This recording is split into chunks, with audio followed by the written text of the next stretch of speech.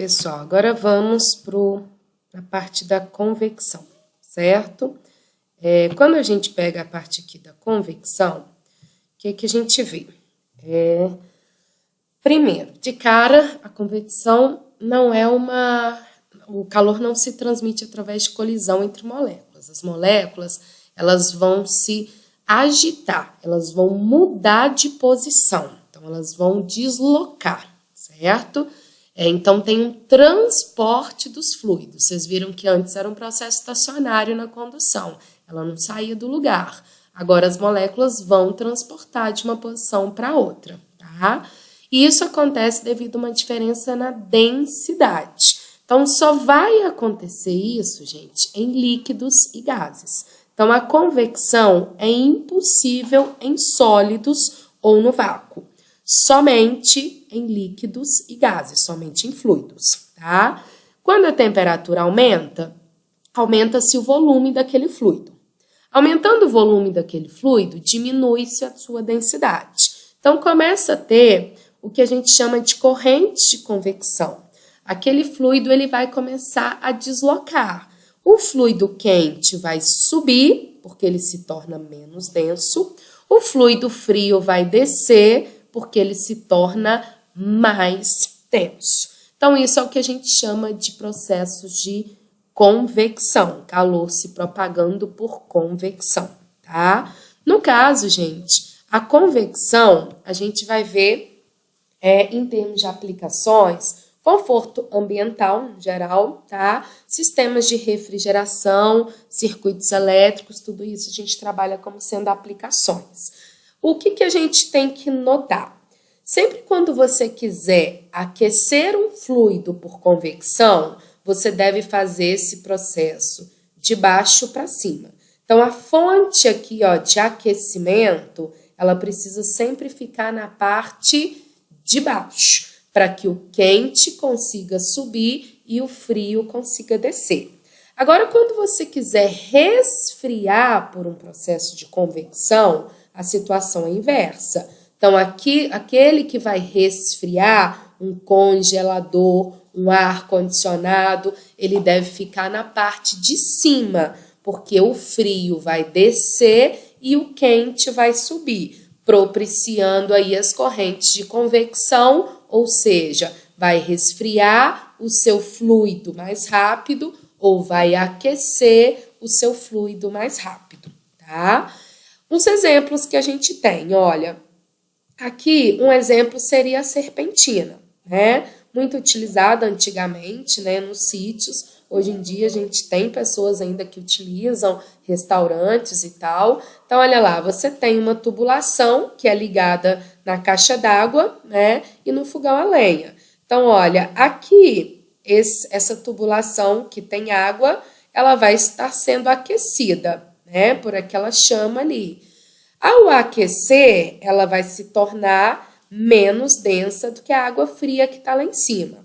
Então, gente, vai criar-se aqui um giro dessa água espontâneo, eu não preciso de bomba para ela circular. Então, o quente vai subir espontaneamente, porque ele se torna menos denso, e o frio vai descer. Então, vai começar a circular essa água aqui durante o dia, enquanto você estiver usando o seu fogão, até que no fim do dia você tenha a sua caixa d'água toda ali com água aquecida, sem precisar utilizar energia elétrica, tá? Fogão, gente, você tem a serpentina na parte de baixo, você tem a serpentina na parte de cima. A serpentina na parte de baixo, ela segue o mesmo raciocínio que a gente viu ali da serpentina no fogão. Ela vai fazer com que o ar aqui dentro circule, de modo que o seu alimento cozinhe de forma uniforme. A serpentina em cima, ela é utilizada para dourar. Então, ela vai manter esse calor na parte de cima, né? Fumaça, olha, pensando aqui numa situação de incêndio, tá vendo? Ó, fumaça, a tendência dela é ir para a parte de cima, concentrar na parte de cima, porque ela se torna menos densa, tá? As brisas, gente, brisa marítima e brisa terrestre, tá? Também a gente tem aqui os processos de convecção, as correntes de convecção.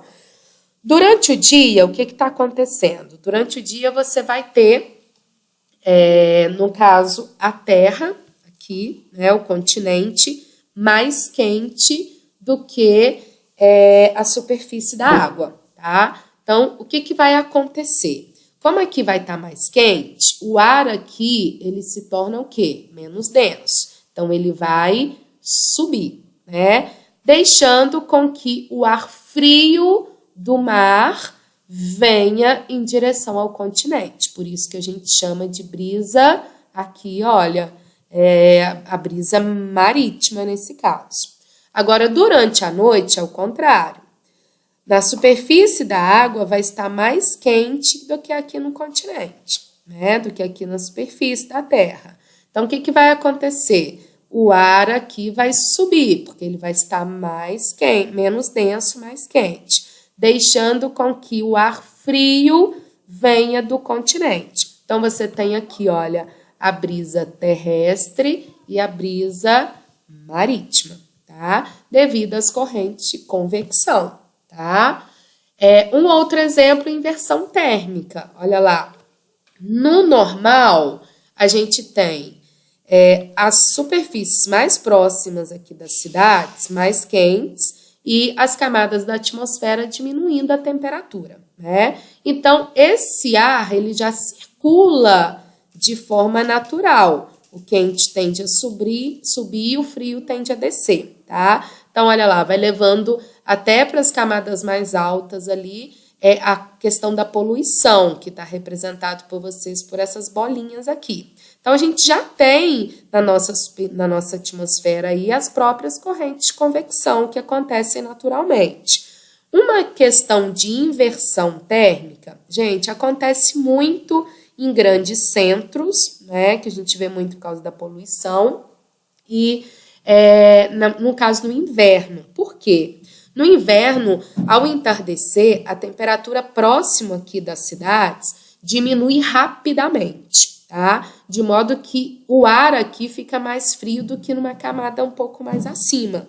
E o ar frio, o que ele tende a fazer? O ar frio tende a descer. Então, olha lá, se aqui tá frio, vai descer para onde? Ele já está na superfície mais próxima, né? Então, ele fica concentrado aqui. E o fato de ficar concentrado aqui, tá vendo que a poluição também fica aqui. Então, você vê aquele fim de tarde laranja cheio de poluição, né? E depois, aos pouquinhos, vai acontecendo ali uma condução e não uma convecção, tá? Só que como a condução demora, você acaba tendo esse processo aí que a gente chama de inversão térmica, né? Aqui algumas curiosidades para vocês. Ó, você coloca a sua mão próxima da chama de uma vela. Se você colocar aqui na lateral, você consegue ficar um tempão com a sua mão ali sem problema. Mas se você coloca a sua mão aqui, ó, em cima da chama, você tira rapidinho a sua mão. Você fala assim, não, queimou. Por quê? Aqui pensando só no processo de convecção, quando eu ponho na lateral, ó, o ar quente vai subir, né? E não ir para a lateral. Então, quando você coloca a sua mão em cima, você vai receber, além dos outros processos que a gente viu e vai ver, você vai receber calor por convecção na parte de cima, o que te faz você tirar a sua mão muito rapidinho, né? Aqui você não está recebendo por convecção porque está na lateral e a chama está fazendo com que esse ar quente suba, né? E não vá para a lateral. Outras curiosidades, asa delta, né? Próprios pássaros, o avião planador, né? Então, gente, você tem aqui o avião planador que não tem motor. Então, como que ele vai subir e descer? Como que ele consegue atingir algumas altitudes, assim como as aves? Utilizando as próprias correntes de convecção, como eu falei anteriormente, da nossa atmosfera, né? Que vai conseguir fazer com que ele suba e desça utilizando as correntes de convecção. Tá? Então, gente, pensando aqui na convecção, a gente tem a ideia só acontece em líquidos e gases, porque a gente vai ter uma diferença de densidade para fazer esses fluidos deslocarem, né? O aquecimento, gente, sempre que eu quiser aquecer por convecção, a chama fica embaixo, né? E se eu quiser resfriar, eu coloco na parte de cima. Então, lembrando aqui para vocês, ar-condicionado, ele deve ficar na parte de cima para que o ar frio desça e o quente suba. Renato, o ar-condicionado não funciona quando ele é colocado na parte de baixo? Funciona, gente, só que ele vai gastar muito mais energia, porque o processo vai ser por condução e aí vai demorar muito mais, tá? O que vai dificultar a convecção é você inverter. Exemplo, colocando um ar-condicionado na parte de baixo. Então, vai demorar muito mais para o seu quarto, a sua sala resfriar, então você vai consumir muito mais energia. Por isso, se for por convecção, tem que seguir essa relação aqui. Ou aqueceu, coloca de baixo para cima, ou resfriou, coloca de cima para baixo, para que você tenha as correntes de convecção fluindo naturalmente, tá? E para finalizar, o nosso último processo é a irradiação ou radiação térmica, tá?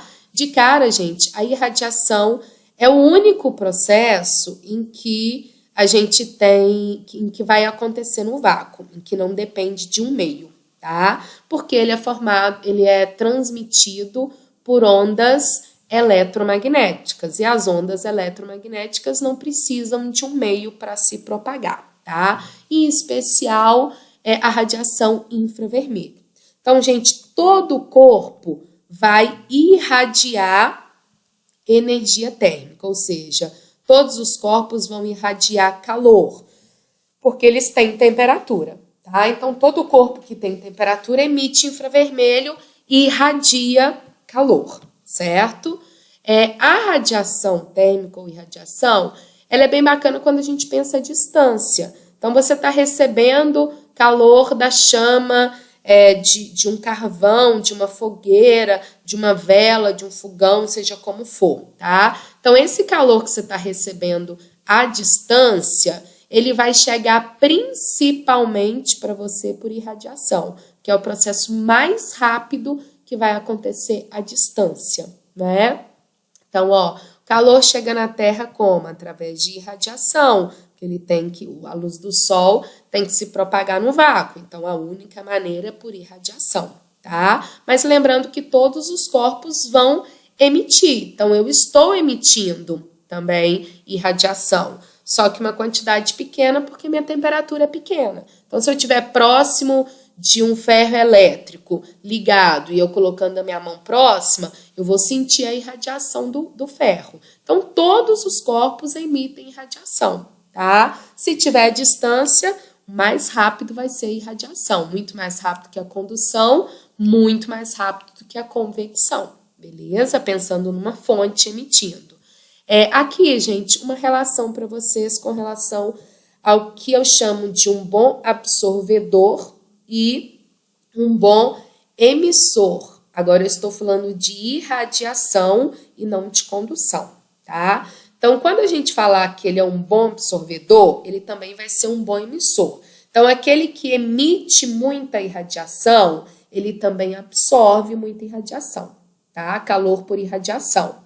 E aquele que reflete muita irradiação, ele vai absorver pouco a irradiação, né? O calor pela radiação. Então, a gente fala que um corpo negro, ele é um excelente emissor, assim como ele vai ser um excelente absorvedor, tá? Então, os corpos escuros, gente, de preferência opacos, são bons absorvedores e bons emissores de calor por radiação, tá? Os claros e polidos, contrário, eles vão refletir mais, então eles não vão ser, eles vão ser mal absorvedores e também vão ser mal emissores, tá? Então aqui o exemplo, a fuligem, um corpo escuro e opaco, aqui a prata polida, um corpo que é refletor, né? E além de refletor é polido, poderia ser um branco, tá? Aqui um exemplo, olha, da nossa utilização do papel alumínio. Papel alumínio, você utiliza ele dentro da geladeira, você utiliza ele para assar, cozinhar o alimento, né? Para o cozimento, o ideal é que você coloque o brilhante para dentro, porque o brilhante reflete Então, o calor do alimento vai bater no brilhante e vai voltar, vai bater no brilhante e vai voltar, mantendo o calor ali dentro, tá? Aqui é o contrário, você quer resfriar, né? Então, você não quer que o calor fique aqui dentro. Então, o calor que chegar vai ser refletido, o calor que chegar vai ser refletido, tá? Então, a parte polida, ela reflete mais. Outras aplicações que a gente tem da irradiação é como fonte de energia, né? Então, a gente tem as estufas, de modo que você tem aqui dentro uma temperatura bem maior do que a temperatura ambiente. Por quê, gente? O vidro branco, o vidro transparente, o plástico transparente, ele não deixa a radiação infravermelho passar. Então, a luz do sol chega, os objetos vão absorver, tá? Eles, ao absorver, eles vão emitir infravermelho e esse infravermelho não consegue voltar para o meio ambiente, por isso fica aquecendo aqui dentro, tá? Os aquecedores solares, né, que a gente utiliza a energia solar para aquecimento da água. Os fotoelétricos, que a gente também utiliza a energia solar para transformar aí em energia elétrica, só que aqui utilizando o efeito fotoelétrico, né? Então, a gente tem essa utilização aí bacana da irradiação para transformar em energia, tá? Aqui o exemplo que eu acabei de falar, o branco, roupas brancas no verão são melhores que roupas escuras, porque o branco reflete mais a irradiação e o escuro absorve mais a irradiação, beleza? Então, gente, simplificando, corpos escuros e opacos facilitam o corpo aquecer por irradiação. Corpos claros, espelhados, dificultam o corpo de aquecer por irradiação. Lembrando que os vidros transparentes não deixam a radiação infravermelho passar, tá? Então, aqui a gente encerra a nossa parte de propagação de calor. No próximo vídeo, vamos começar, então, calorimetria. Joia? Obrigada!